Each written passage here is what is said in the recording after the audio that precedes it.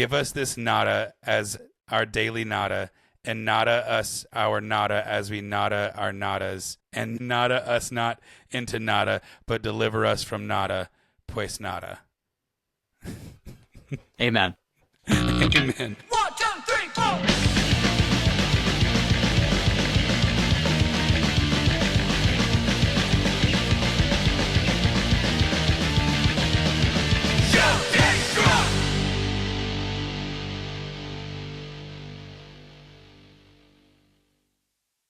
Hey guys, welcome to Shelf Oh my God, Jesus Christ!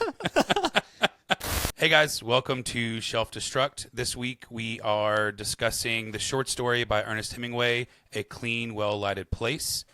And before we dive into the overview of the narrative, let's kick it over to Taylor, who can tell us a little bit about Hemingway. So, Ernest Hemingway was born July 21st, 1899 in Oak Park, Illinois. After high school, he briefly worked as a reporter for the Kansas City Star before enlisting in the Red Cross, where he was an ambulance driver during the First World War. After the war, he moved to Paris, France, and worked as a foreign correspondent, while honing his writing craft as a member of the expat literary scene, later known as the Lost Generation. His debut novel, The Sun Also Rises, was published in 1926.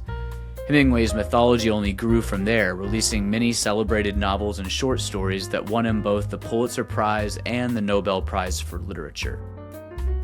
A Clean, Well-Lighted Place was first published in Scribner's magazine in 1933, and then included in his collection Winner Take Nothing. It's often cited as one of the best examples of American short fiction. In fact, James Joyce said of A Clean, Well-Lighted Place, "It is masterly. Indeed, it is one of the best short stories ever written." Cool. So, Hemingway, obviously known as one of the great American authors, as Taylor discussed. This one was really interesting, Taylor, when you suggested it to the book club, and then said it was about 6 pages, but it's going to leave us with some feelings by the tail end, and that's kind of how I felt at the end of this. It's a really short story, genuinely. Is essentially a few scenes, takes place at a cafe late at night in Spain, I believe, with an old man and 2 waiters who are discussing essentially this man and his life, talking a little bit about, the fact that he was a rich man who tried to commit suicide, and the young waiter couldn't quite figure it out, and the old waiter has different thoughts on that. So before, I could essentially read this back, since it is only 6 pages and quite a short story, but I'll leave it there to discuss. Taylor, take a little bit first, just to kick this one off, about like why you wanted to read this one as a group. Yeah, so for one thing, I had this pulled up because I think this speaks to just sort of the import of this story. Is James Joyce, who actually we'll talk about a little bit more at the end of this episode. James Joyce is known as, one of the best of the kind of modernist writers. He said that A Clean, Well-Lighted Place was, quote, masterly and, quote, one of the best short stories ever written. And I feel like that sort of like high praise coming from somebody like Joyce should at least jar us enough to consider this text a little bit deeper than it first appears when we might blaze through it. And I mean, you could literally read this in 10 minutes if you wanted to. It's really short. It's like reading a Twitter post, essentially. It's very short. And my reason for it was I've sat down with this several times, like I do, and I've mentioned previously with other books or stories, is I've read this at different stages of my life, and this we'll get into a little bit of how these characters start to represent some of these potential stages. And it almost said something different to me each time, and I think the first time that I read it, I'll just give a quick little overview of where I'm going with this, and then we can discuss it a little bit more fully. But I feel like the first time I read it from the perspective of the young waiter, who was a lot closer to my maybe station in life. I've had this job before, so I really related to being kept up past close, essentially. Like when I'm I'm ready to go home. I've got a life I would like to live. I would like to do some other things other than be at work. And there's no good reason for this guy to still be drinking in my bar. Let me go home. I think anybody of us that has ever been in the service industry can relate to just the general angst of the younger waiter. But just on a more general note, this is such a great example of a story. In my edition, I think it's 5 or 4 pages. It's really short. How much a really good, like James Joyce said, a masterly writer can cram into such a small amount of text, and especially in a small amount of text that isn't really dense. It's really easy to read. It's conversational, and there's still so much going on in it. So I thought this would be just a great example for like the first short story that we read of a best-in-class example, but also something that we will be able to read over the course of our lives and come away with something different each time. So that was kind of my impetus for wanting to do this one. I also thought that it slotted in quite well with the previous book that we read, The Stranger, and we'll get into that, just sort of the existential overtones of what's going on with this story. But let me kick it over to Jensen real quick and just get your general impressions, because I know you hadn't read this, but you have read Hemingway before. So what did you think, just generally? Yeah, it definitely has that hallmark Hemingway economy of words. Mm-hmm. And it's really cool, like, because he is working in the short story format where you have to cram in so much information in so few pages, where whenever the conversation between the two waiters is happening, he refers to them different ways throughout the book that tells you so much about who these people are. Mm-hmm. It starts off, it's two waiters, and then one of them is the younger, mm-hmm. and then you find out that the older one is older. It's like by the time I get to the end of the book, I picture a young, like early 20-something as the young waiter, and then I picture the older waiter having like gray on his temples and maybe being in his 40s or later. And so like it was very evocative, very like I was very easily able to like build this full picture in my mind. I know exactly what these people look like in my mind. Mm-hmm. And then I also couldn't help but draw so many comparisons between this and The Stranger, in mm-hmm. tone, yeah. and some of the imagery, and kind of the core thing that the characters are really dealing with. But before we dive into that, Will, what was your first impression? Yeah, I mean, Taylor, I really think what you said about being able to read this at different periods of your life and taking something away each time is probably, I'll be interested to reread this one and, give it in another decade or so, because at first I could really see the younger side of me relating to the young waiter, because, having also worked in the service industry before, knowing how eager you are to close, you see exactly where he is. But then now having like a little bit of age and, a little bit of life experience, I can absolutely see myself in the old waiter as well. So, I'm kind of at this like really interesting period in my own life where I start to see myself in both characters. Really, I could mm-hmm. easily. But again, masterful in I think it was six pages for me too. Very strange. Like how, I remember I texted y'all and I was like, I'm having a hard time really shaking out how I feel about this one. This one's interesting. Yeah. So we'll just dive right into it.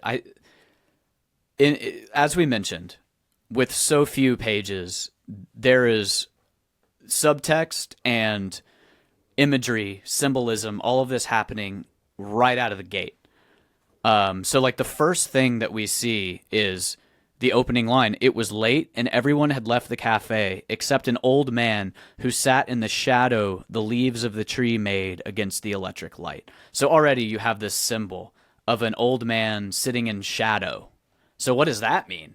It's like is it just set dressing, or like obviously this image keeps the duality of the shadow and the light is right there from the beginning, which already kind of gives us an indication of what that old man may be experiencing.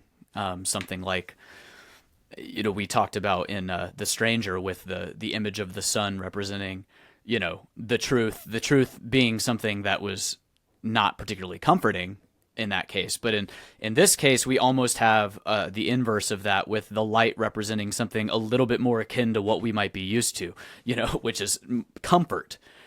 And obviously right there in the title too, it's a clean, well-lighted place, but yet he's sitting in the shadow. And then right into it. We know the old man's, he's been sitting there, he's drinking, he's a little drunk. And then the first line of dialogue we get is, last week he tried to commit suicide, one waiter said. And that's it. That's all, immediately Hemingway has given us everything. He's like set the table, and now we're like off to the races. And I really loved how this exchange happened. And I'm going to try not to read the entire short story, which is something that we could do, but there's just so many great lines, it's hard not to. Last week he tried to commit suicide, one waiter said. Why? He was in despair. What about? Nothing. And it's like, oh, what do you know? How do you know it was nothing? He has plenty of money, all this kind of stuff. It kind of goes on. Now, I found something, this was completely unrelated, and I found it by happenstance because I was doing some research for something else. And I have this David Foster Wallace book of essays called Consider the Lobster. And it's just got a bunch of his essays, but he's got this really short one in here with a very long title called Some Remarks on Kafka's Funniness, from which probably not enough has been removed. And this whole essay is about a way that he would teach Kafka in more of an academic setting to students, about trying to understand the humor and why the humor doesn't always land with students, because he has this whole thesis in here about how we kind of understand humor in our culture as being primarily entertainment, blah, blah, blah. But there's a one of his infamous asides that he always is jumping into these parentheticals. He mentions that in the context of humor, or almost like a joke, but in a way that's not funny necessarily, but it functions similarly to humor, is this exact line. And when I saw it, I had to take a note of it because it was serendipitous. He says, compare this in regard to the whole, what was the old man in despair about? Nothing interchange in the opening pages of Hemingway's A Clean, Well-Lighted Place. He kind of sees this as being almost like a setup to a punchline in a way. And then I reread the story again and was like, oh, brilliant writing, because as we get to the end, nothing isn't just nothing. Nothing is nothing. And it's it's everything, as we find out in this story. So I thought that was great. Any chance that I have of shoehorning in a little DFW, I will. But I wanted to throw that out there for whatever it's worth. That is like one of the biggest things for me that really drew connection to The Stranger for me, because there's obviously the discussion of light, and that being kind of these kind of central allegories that exist in both The Stranger and A Clean, Well-Lighted Place. But this concept of nothingness was really hit home for me, and like the confrontation of facing that, and we see that played out in different ways, whether it be with the older waiter or with the old man, and they're both seem to be, in some ways, maybe, I don't know if I'm reading this correctly, but like they seem to be confronted with this nothingness, and they are almost running from it, trying to escape this nothingness.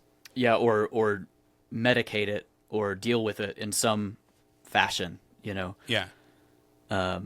No, for sure. I think that is exactly what's kind of going on is, and this is where it gets like into the actual story. So I'll continue.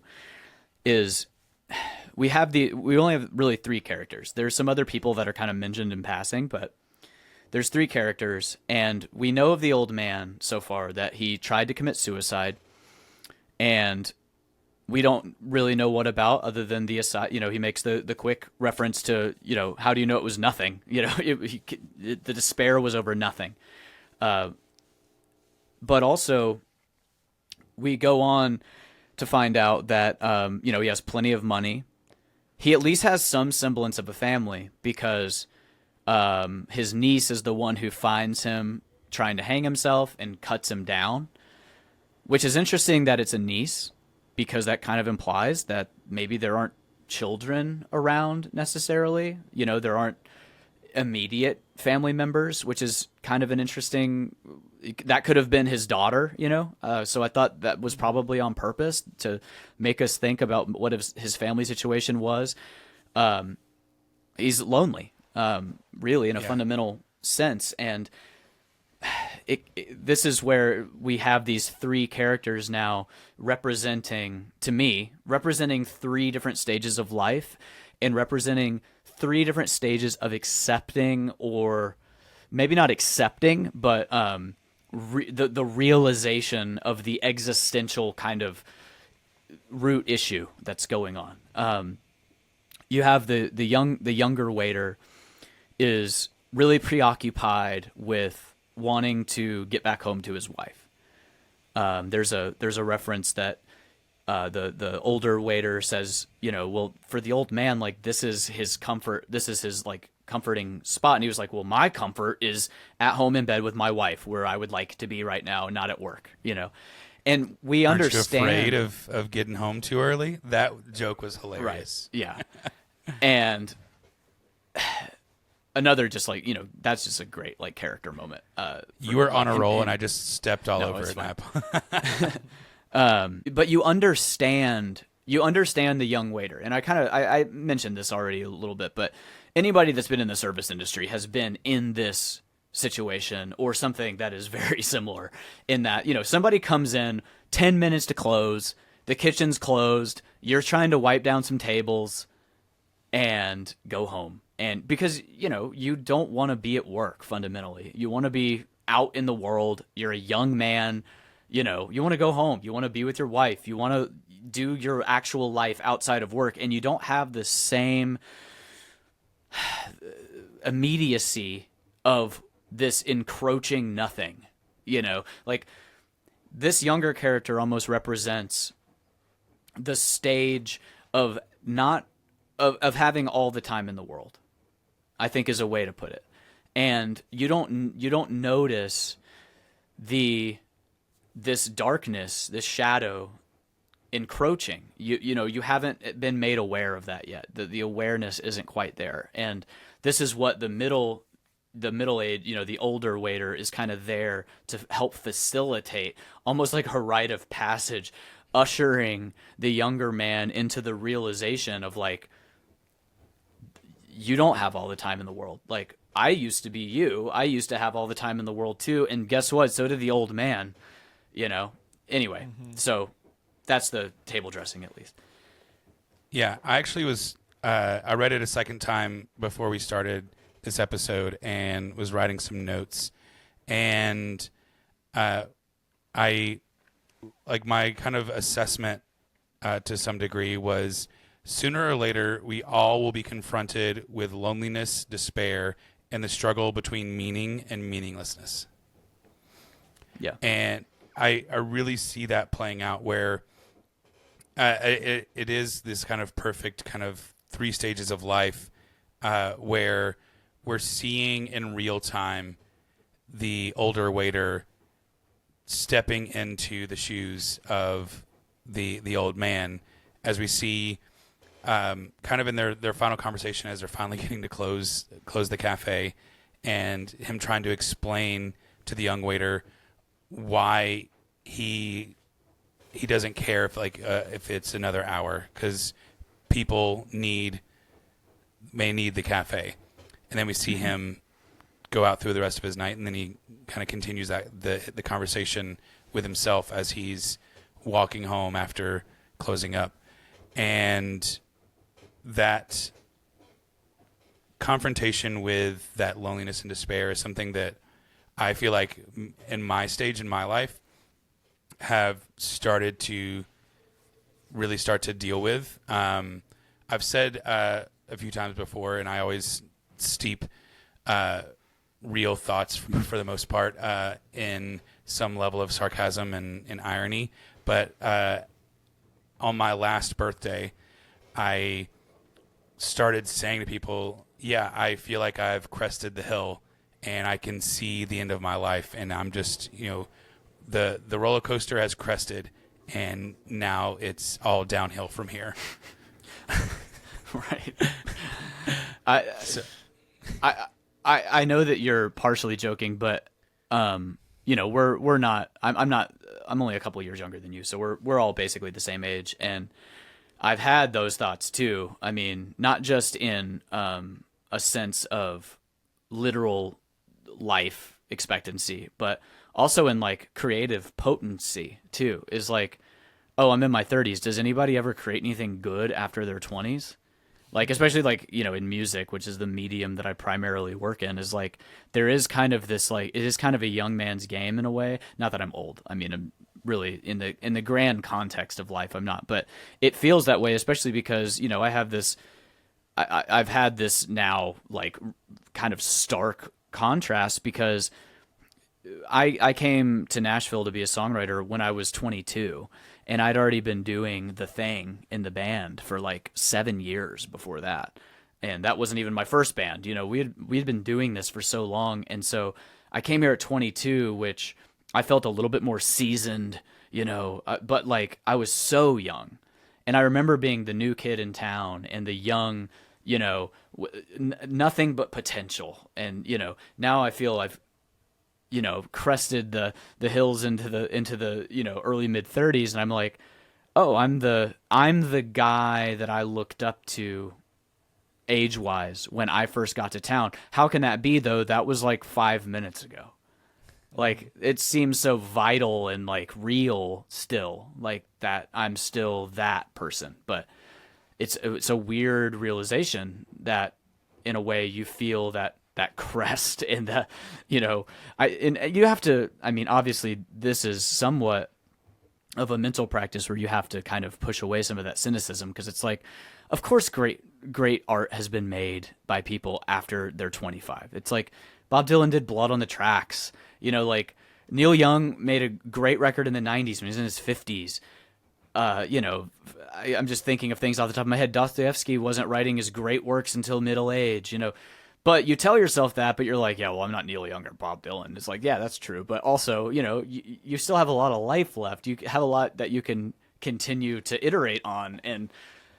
But it's, it does feel like at least a transition into a different stage, For sure. I think going back to the story a little bit, like I thought it was really, really interesting that you brought up the fact that he mentions that his niece cut him down, and perhaps what does that mean for his family, while in juxtaposition the young man has a woman, his wife, at home in bed. So, and for the young man, he has what he believes is everything, and he has a home to go home to, his wife is waiting for him. He sees the old man who's rich and doesn't understand what he thinks he's missing, and kind of looking at that a little bit, it's like when you're in your 20s, right, you don't really realize what you have. And then it isn't until you lose things throughout your life that you realize that there's no vacuum, or there is a vacuum suddenly of things that you loved, right? And now you have to face that emptiness. And what does that emptiness mean? And how much of what was there was critical to who you were as a person? And now you have to just only hear yourself, because no one's kind of talking back to you in that emptiness. And I think that's kind of like, a little bit of that dialogue that's happening both, internally with, the waiter, and then also the old man. Well, and also symbolically with the old man, because he's literally deaf. So right. He can't, he can't have the same kind of connection with people. And this, is played as a literary device so that also Hemingway can have these waiters openly talking about a man that's sitting in the corner without him hearing them. You know, obviously he's deaf, he can't hear them, but also symbolically, like he's lost a vital, or maybe he perhaps never had, I don't know, but he's lost a vital means of connection too. And being someone that can only ever observe, you know, being deaf, you know, he can see the world around him. He can see what he's missing. You know, he can observe things, but he can't ever quite fully immerse in the community, is kind of what that almost felt like as a symbol. And, you know, there's, to your earlier point too, Will, there's a great line in here where just this kind of underscores what you said. The older waiter says to the younger, you know, well, what's another hour? And the younger man replies, more to me than to him. You know, my hour, you know, there's this realization that like my hour like actually has something vital to it, you know, like this guy's, you know, he's basically riding off into oblivion, essentially, is kind of the way that he feels. Is like, he even yells at him, you should have just killed yourself, half joking, but also like, my hour is still very important, you know, like in a more fundamental sense than this old man. And that is kind of how it feels when you're young, is each, you know, I don't know, there's just so much potential in everything, you know? And that doesn't mean that there necessarily must not be as you age, but this is how you feel when you're young, is that people that have already lived their lives, they had their time. Now it's mine. Now it's my time, you know? We even see that a bit whenever the younger waiter says that he doesn't ever want to get to that age. Yeah. Like he doesn't want to get old. And that's definitely a young person's view when they're young. I've had it before. You know, I think we've all, maybe just me and Taylor, because I think him and I went through our own youthful existential crises around the same time. But like, oh yeah, I'm gonna die at X age. That's like still like objectively like still young. Yeah.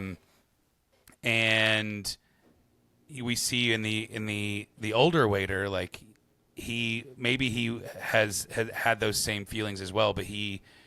Now that he is approaching that age, like, you know, it is inevitable. You will get old, and if you're lucky, you know? Yeah, if you're lucky, I guess. You know, which is, you know, if you don't make it there, then that's even more tragic.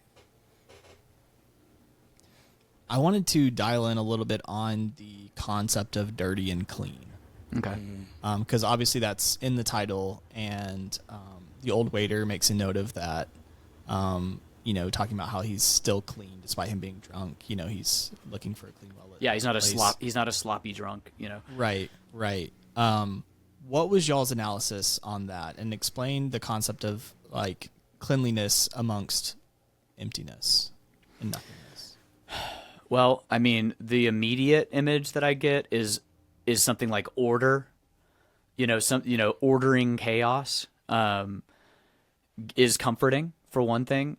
But it also kind of evokes to me something like dignity, like having a clean place for someone to experience some semblance of community in is dignifying. It not only is dignifying for the old man to feel like he's in a nice place, but also it's like dignifying to the human spirit in a way of being like, it dignifies his experience of being someone who is in this shadow. Is, you know, your experience is real and nothing to be it's not like unclean and gross. I don't know, is like, that's kind of how it strikes me, is like it dignifies the person and the experience, I guess. Yeah, and the older waiter actually even says something about this, talking about being in a bar, standing at a bar. There's no dignity in that. There's not a place you're right. for he you. does say that. Yeah, exactly. You're just a face in the mass, you know. and at least in a place like this, you can live out, you can confront the shadow without being in a, I mean, there's other ways that one late at night could be confronting a shadow. It's kind of implied. There's other places that he could be, and a lot of those places are not. They're juxtaposed by the clean, well-lighted cafe that he's in now. He could be in some dark, gross, seedy underbelly, just like almost. What was? I'm trying to think of like the word for, almost like more of a wallowing rather than.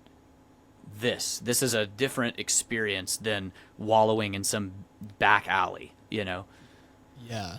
I sort of read into it as like he's doing this in spite of his loneliness, right? Like this cleanliness is like it's his way of like staying connected to community, and it's like his way of saying, yes, I'm in the shadows literally and figuratively, but yet I'm still here and I'm trying to be a part of this, and sort of facing that darkness to a degree head on.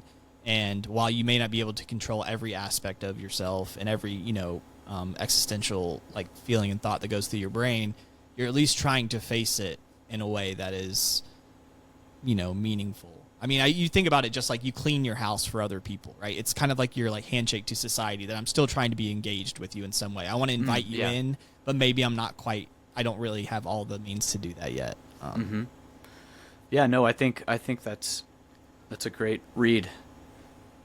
I dial in on that. You talk about the economy of language. Ernest Hemingway is so great at being efficient in his writing, and choosing every word so perfectly. And that's just very poignant, and it's interesting to hear your take. Yeah, I that's what it seems like to me. Obviously, I would love to talk to Hemingway.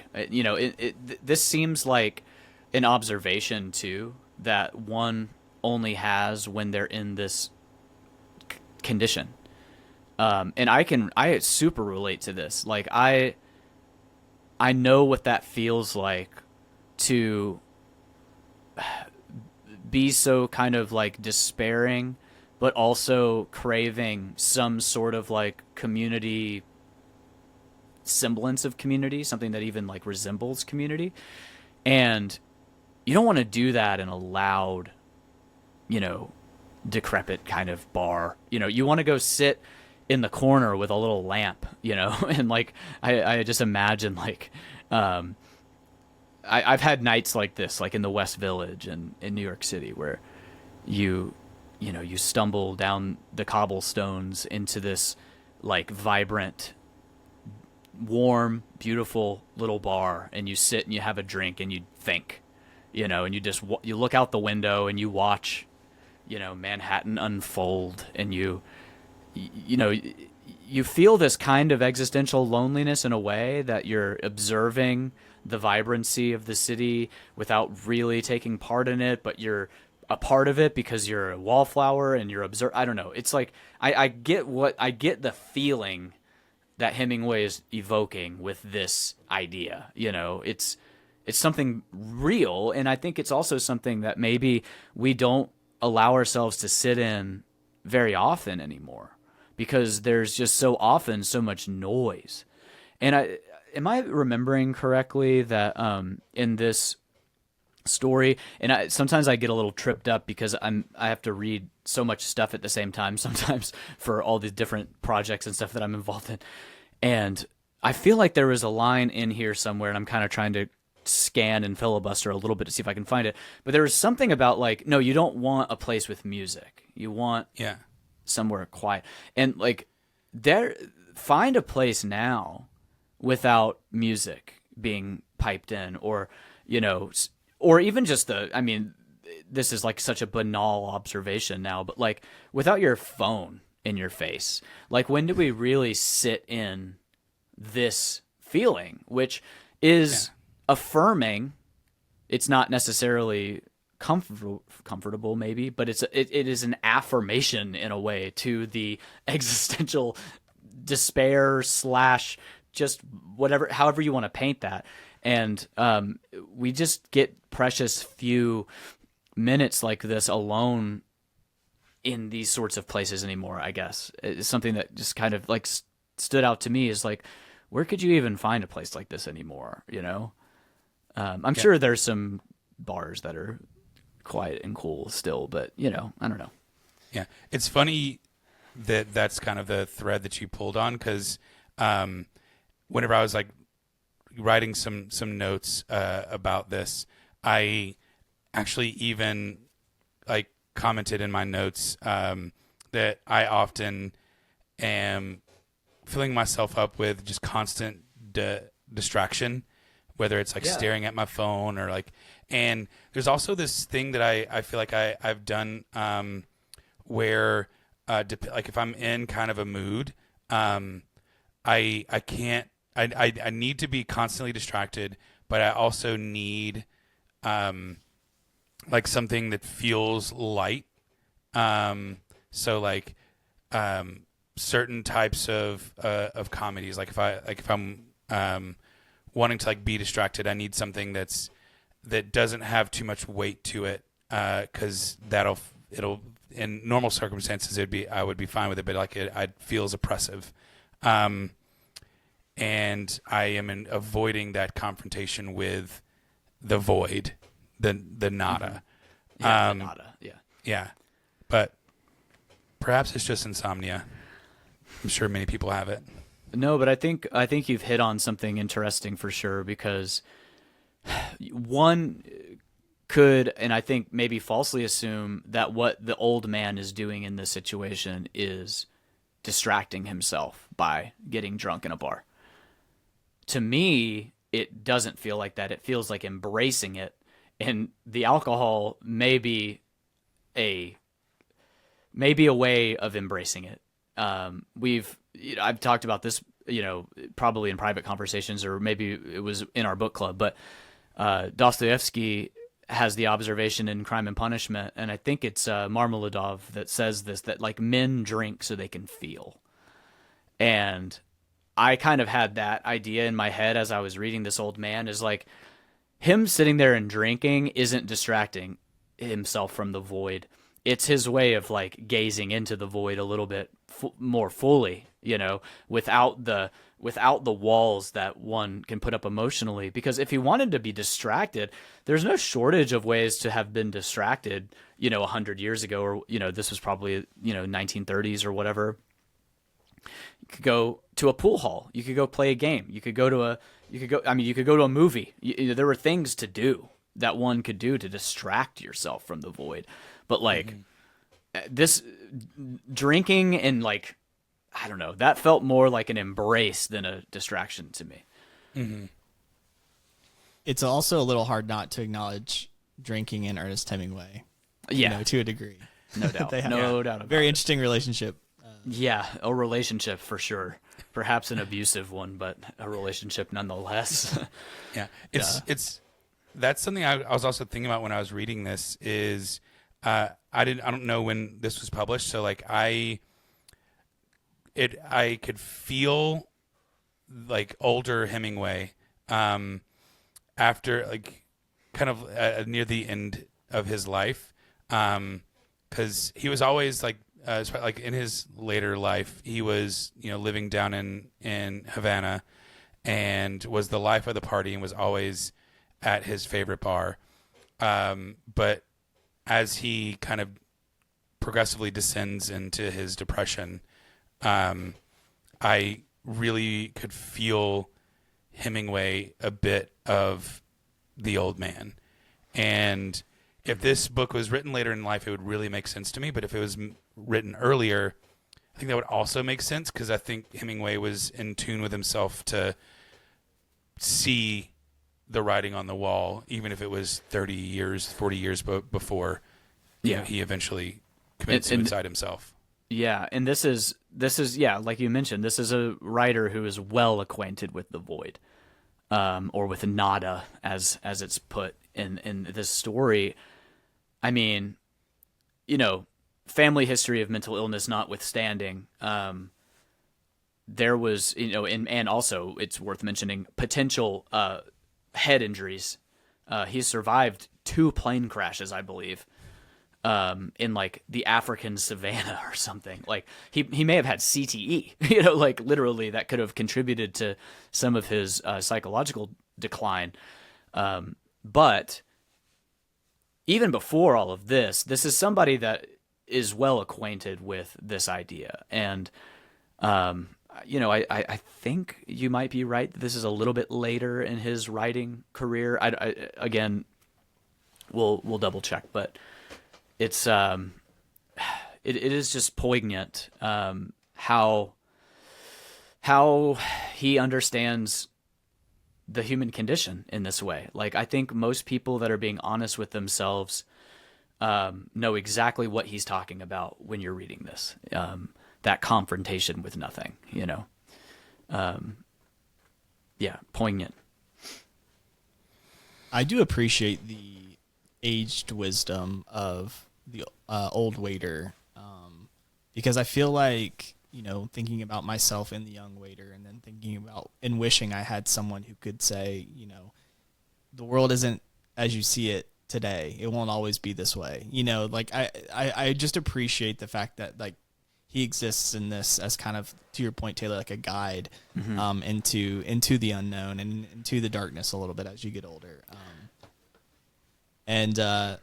Yeah, it was so weird. I couldn't escape this like Obi-Wan concept. I don't know why when I was reading this. Just this sage that kind of a guru. Yeah. I couldn't pull myself away from that at first read. But he's an interesting character and definitely someone I think we all eventually face at some point in our lives. You see that person who is a reflection of yourself, and you don't realize it at first, but then looking back later, you're like, oh, I see what they were saying now. Yeah, exactly. And I think this is, I mentioned at the top of the episode that maybe I think the first time that I read this was like, maybe I was like around 24, something like that. And, I've read it since then, and now I've read it a couple more times in preparation for this episode. And I feel much deeper of a affinity with the older waiter, because I'm starting to see that role being like myself working my way into that role for other people that are a lot younger, where I'm like, you're the 21-year-old hotshot now in music or whatever it may be. But like, when people tell you that you're going to blink and it's going to be over, that doesn't make sense when you're 20. Because that's such a smaller slice of your life. And I just know progressively as life goes on that slice just gets smaller and smaller. And so I feel lucky that I have friends that are, I have like some good friends that are like in their late 50s. And it functions in a couple of interesting ways for me, because not only do you have somebody that's experienced the stage of life that you're at in many of the exact same circumstances, but also in a weird way, it serves as a consolation that I don't have to be afraid of being 60.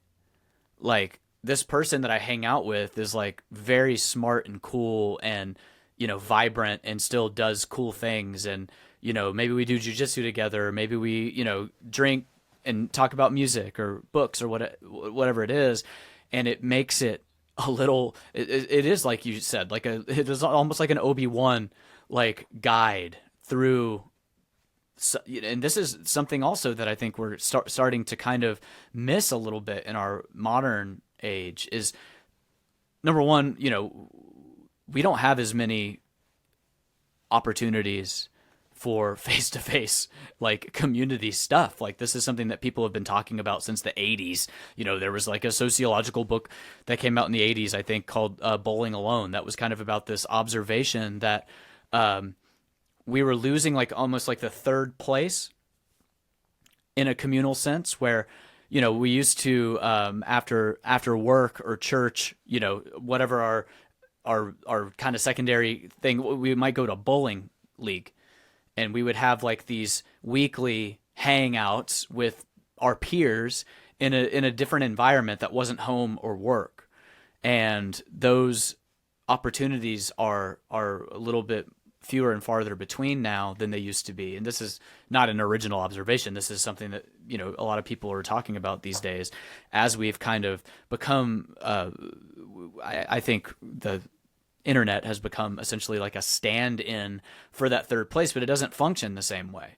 It's not the same experience. And, I harp on this, but this is why, for myself, like the whole jujitsu thing has been really big for me, because it's a third place, and it's a third place that forces you to hang out with people that aren't like you. Really, you have a common interest, which is all you need. But like, everybody is going to have different politics, different religious affiliations, different life stages, different even socioeconomic conditions. Like, you're going to become fast friends with people in a kind of chaotic, interesting, weird environment that you don't necessarily always get, and you especially don't get online.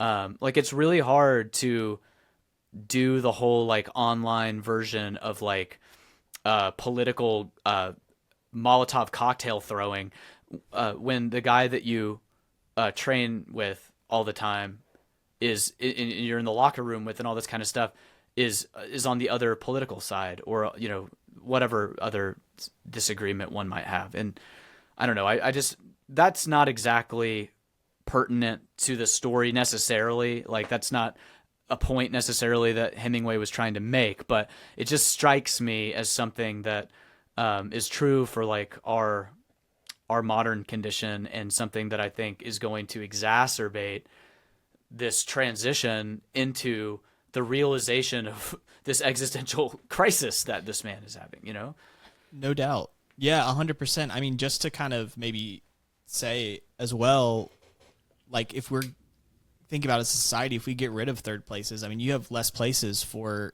people who are facing the void to go to find community. If those start to disappear, then you don't have the ability to find someone who can usher you in or understand you or talk to you about. I mean, even in a simple way. I mean, I know we're recording this remotely. We all live in different places, but that was kind of the impetus also for our book club, is to have community and shared ideas over something that we can all share. And it's also why we wanted to franchise it, and why we constantly say, like, go out and meet your friends and talk about, find something that you can all talk about that's maybe challenges you, and answers and you can have questions that you probably wouldn't ask on a regular basis if you only had the surface level conversations that we typically tend to have in today's very distracted and very surface level society.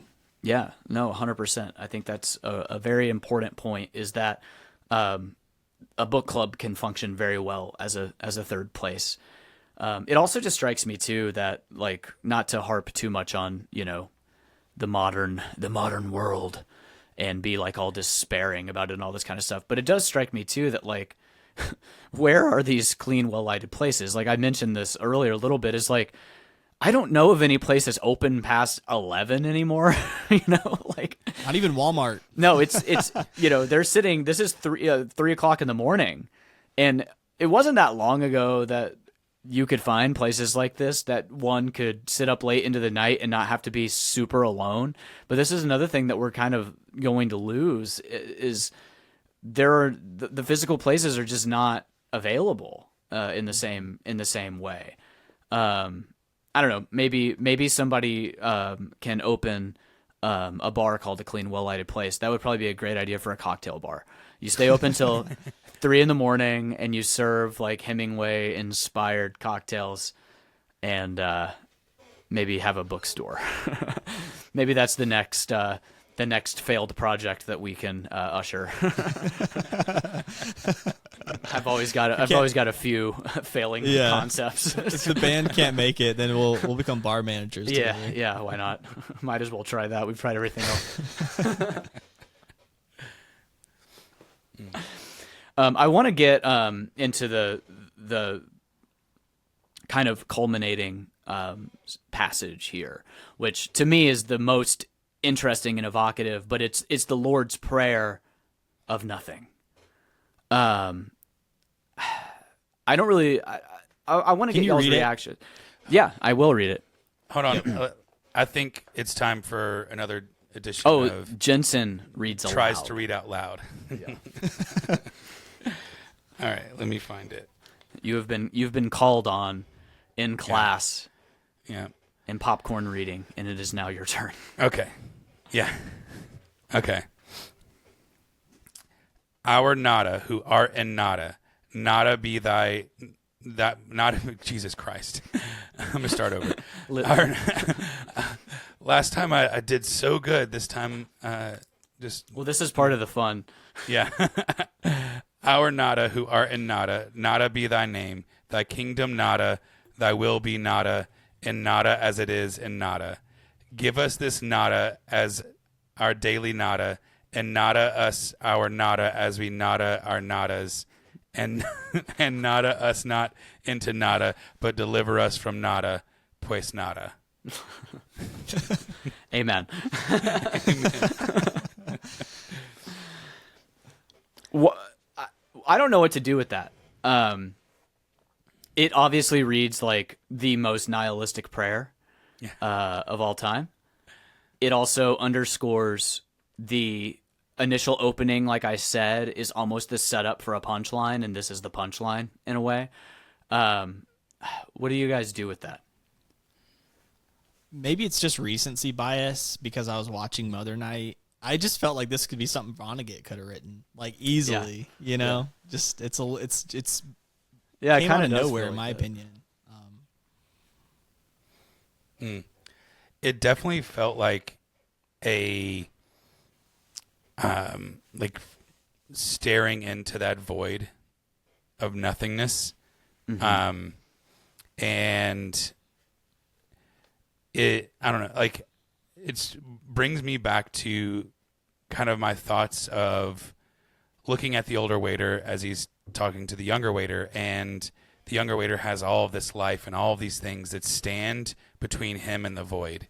And so he doesn't even see, like the younger waiter doesn't even see the void at all. Yeah. Because he's got his wife, he's got his whole life ahead of him, he's got all the potentiality. And as you get older and those things start to fade away, more and more the void comes into view.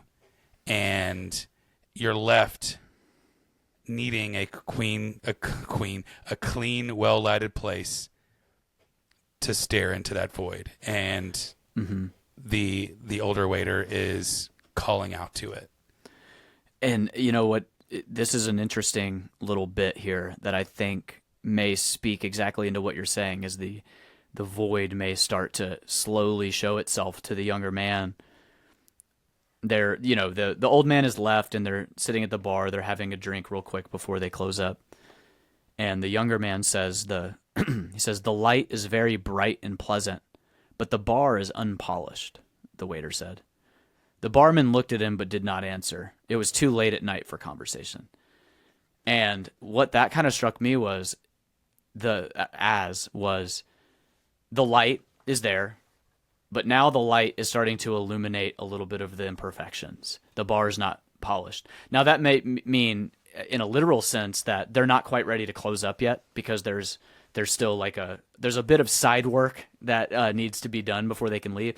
But it kind of struck me as like, this is like the first little glimpse of like some, you know, the degradation of something, you know, something not being polished, you know, in a very real sense. It's dirty.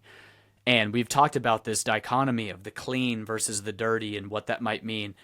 And, you know, I don't know, that struck me as like the younger man, not quite realizing it, but seeing a little bit of that start to creep, you know, a little bit of the aging, you could even say. You know, the bar in a very literal sense is aging in that it hasn't been polished recently. It's like, you know, in a state of what you might think of as like decay, degradation, and like, yeah, it's just, that's a pretty brilliant little line, I think.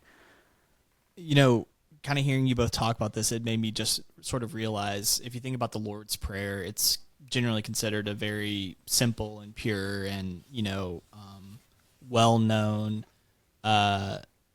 prayer. What Hemingway kind of did here was, to your point, Jensen, the in this instance, literally replacing critical words with nothingness. And if you think about, like, as someone gets older and that nothingness starts to poke itself into more of your life and replacing things that you once knew and replacing things that you once found to be pure and true, it's a really interesting illustration of that, happening as he reads this aloud. Great point. You said it more eloquently than I did, I think. Well, you teed me up because I I found myself like shaping that a little bit as you were talking. Teamwork. Yeah. This is why it's great to do a book club, because you play off each other, and we are moving my mic around. We are having a real discussion about something that like has some serious implication, and we are illuminating things that maybe others didn't, one of us didn't realize whenever we read it. And I think just like there's something about this short story and this conversation that's like really teed me up, like got me thinking about why this is doing this is important, and why we've you said it earlier, like why we like our encouragement is to franchise and encourage people. Like, yes, please watch our videos and like and subscribe and ring that bell. Yeah, but like also build your community. It's fun to play. I don't know what, I'm not really a gamer, so I don't know what game everybody's playing right now. But it's fun to talk about or play games with people. But it's also fun, and it's very enriching to like have a discussion about something. Yeah, maybe the analogy is it's fun to watch streamers play Fortnite, but it's probably more fun to get into a lobby with your buddies and play Fortnite. There you go. Yeah. Is that a game that people still play? For sure. I went for it. I don't know. Yeah. Yeah. Well, I want to go over this ending, which I thought, again, it's kind of full of meaning potentially, and I want to get y'all's reactions to it as we kind of close this out. I just went over the part. He says, it's too late at night for a conversation, and the barman says, "Do you want another capita? You want another drink of some kind?" I'm not exactly sure. Probably should have looked at the translation. "No, thank you," said the waiter, and he went out. He disliked bars and bodegas. A clean, well-lighted cafe was a very different thing. Now, without thinking further, he would go home to his room. He would lie in the bed, and finally, with daylight, he would go to sleep. "After all," he said to himself, "it's probably only insomnia. Many must have it." Last little paragraph there, or last, couple of sentences. I was struck by, obviously, he has the realization now. He understands that there's a difference between this cafe and other things. Like, that lesson seems to have been imparted, and he'll go to bed with the daylight, which is an interesting image symbolically. A new day, all of this potential, like I mentioned, in front of him. But then he says to himself, "It's probably only insomnia. Many must have it." And that line is what I think sells this whole thing, because we don't have really much context for that line. It just kind of seemingly comes out of nowhere, but it gives us a great little internal monologue into this younger character who this whole story has been seeming like he has no clue what this old man could possibly be trying to embrace or avoid or reckon with. He has this frustration. He just wants to go home and live his life. But we just found out now at the end that, like, he's having trouble sleeping. And he reasons that it must be insomnia. But I think we readers know that it's not that at all. And he is slowly starting to understand that this nothing is creeping. And that's what's keeping him awake at night. And he hasn't even fully understood it himself. And I just thought it was such a brilliant final line. So good. And how ironic that he falls asleep at daybreak. Right. When the light is creeping in, right? Yep. That's interesting. But yeah, he's made he's started the beginning of that transition into that second period of like that is represented by the older barman or the older waiter who understands that he will soon be the old man, and now the young man goes, "Oh, I'm about to be the middle guy." That's the insomnia. That's what's keeping him awake at night, is this impending darkness, which I wish that I could write that well. I bet everyone wishes they could write that well. It's just so good. That's why there's only one Hemingway. Yeah, man. So good. Yeah. Any last impressions, guys? Well, all I'm saying is the book that I have of Hemingway's short stories, I hope we will dive into a few more of these because it's a massive text, and I know there are probably some bangers in there that that deserve some airtime. There's some really, really good ones in here. I picked this up years and years ago, and I've been going through it. I used to just keep it on the nightstand and just try to read one before bed, and man, there's just so many great stories in this thing, and we definitely will cover another one. I mentioned at the top of the episode that this story won some very high praise from another great writer of the genre, James Joyce. And so with that, I want to invite everyone to join me in something. Obviously, I'm inviting Jensen and Will in real time, but all of you as listeners to join me in something that has become a tradition for me. So, every Christmas Eve, for the last, 4 or so years, I've sat down with a very particular story, and I'd read it all the way through, and I just sit with it for about an hour and then go to bed. And it's kind of become, in a way, for me, for whatever reason, Christmas represents the end of the year to me. Well, it literally is, because it's, literally the end of the year. But all the nostalgia and all of it's just ripe with nostalgia and meaning and looking back at the year in a different way than one does on New Year's Eve or on New Year's Day, where you're more so looking forward into the year and you're thinking ahead to your resolutions and the things that you hope to accomplish. Like for me, Christmas Eve has become my night to look backwards, and in furtherance of that, I read a particular story. So what we're going to do, if you can find the time, on Christmas Eve or thereabouts, sometime around there, if you can get away from the kids. I don't have kids, so it's easy for me to do this usually about 11 o'clock at night. Sit down with this story and read it, and then we'll have an episode that week to discuss it. And the story is from James Joyce, like I mentioned. This is in his short story collection called Dubliners, which is another essential book. If you are into short stories at all, you need to own this book and you need to read all of them. But the one that we will be reading is called The Dead. The Dead is the final story in Dubliners, widely considered to be one of the best short stories ever written. I think T.S. Eliot, the poet, even said that it was one of the greatest short stories in the English language. That is an opinion that you hear quite often. Like I mentioned, I read this every year, and sometimes in the middle of the year as well. Like I just had to read it recently again for a college class that I'm taking, but I'm going to read it again on Christmas Eve, like I always do.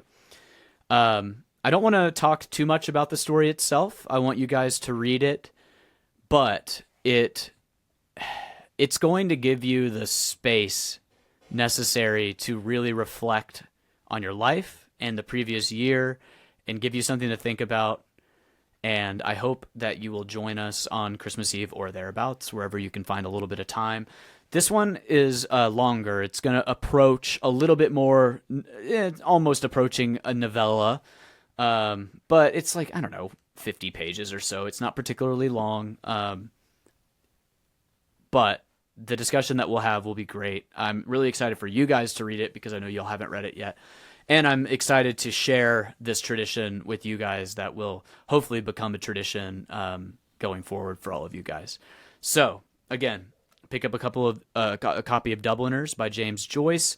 We're going to be reading The Dead on Christmas Eve.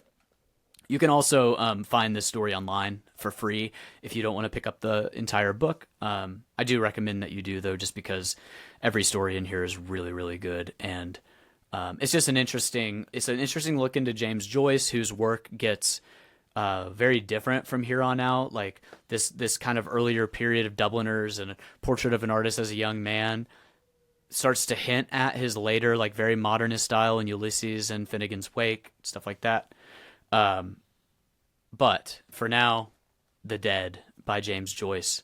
And then we'll see you guys the week of Christmas, probably that Friday, to discuss. Any parting thoughts, gentlemen? This was great. Thanks for teeing us up, and I can't wait to dive into this next one for sure. Great talking to you guys. Talk again soon. All right, boys. See ya.